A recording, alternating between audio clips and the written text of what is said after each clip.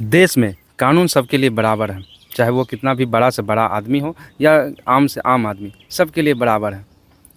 ये सिर्फ कहने की बात है। मैं ऐसा इसलिए कह रहा हूँ, ये जो नीचे पिक्चर देख रहे हैं आप, फोटो देख रहे हैं, ये डेरा सच्चा सौदा का हेड है गुरमीत राम रहीम सिंह। इसे अभी पैरोल पे बाहर किया गया है। ये जो है 2017 में 2 साध्वियों के बलात्कार के आरोप में इसे सज़ा सुनाई गई थी। एक पत्रकार के मर्डर के केस में इसे सज़ा सुनाई गई है और 2017 से ये सज़ा काट रहा है।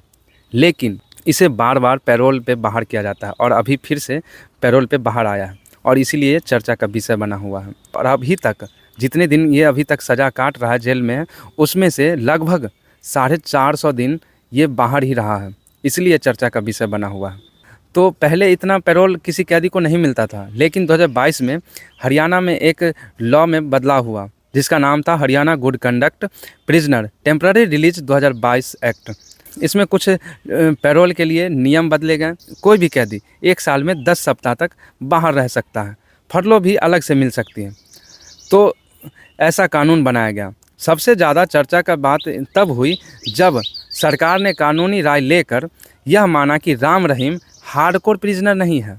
एक बार फिर से आप सुनिए, राम रहीम हार्डकोर प्रिजनर नहीं है, वो हार्डकोर की श्रेणी में नहीं आता है। इसलिए नए कानून के तहत पैरोल और फर्लो का लाभ वो उठा सकता है। इसीलिए ये कानून का कनेक्शन राम रहीम के पैरोल से ही देखा जा सकता है। जब जब उनका पैरोल मिलता है तो आसपास चुनाव ही रहते हैं, ये कनेक्शन देखा गया है। तो आलोचक का कहना है कि ये राम रहीम जो 2 साध्वियों के बलात्कार के आरोप में सिद्ध हो चुका है, एक पत्रकार का मर्डर का सिद्ध हो चुका है इस पर, और वो हार्डकोर प्रिजनर की श्रेणी में नहीं आता है। आप ज़रा सोचिए, तो सरकार पे क्यों नहीं सवाल उठेगा?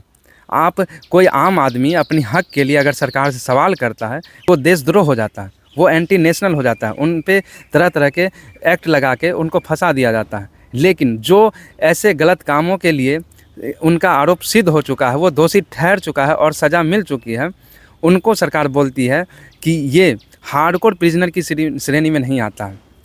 आप ज़रा सोचिए। इसीलिए मैंने कहा कि ये कानून जो है सिर्फ कहने के लिए है कि आम आदमी और बड़े से बड़े आदमी के लिए सब बराबर है। ऐसा नहीं होता। जब ये जेल से निकला तो इसके पीछे गाड़ियों की काफ़िला निकल ली। बार बार पैरोल मिलने की संख्या आप जब देखिएगा तो 2022 के बाद ज़्यादा हो गया। जब से ये कानून आया है तब से ज़्यादा पैरोल मिलने लगे, 30 दिन, 40 दिन, 25 दिन, कुछ कारणों से। लेकिन अधिकतर कनेक्शन देखा गया है कि चुनाव के आसपास ही इनको पैरोल मिलती है। तो सवाल तो सिस्टम पे खड़ा करती है। आप लोग क्या सोचते हैं? कमेंट करके ज़रूर बताइएगा।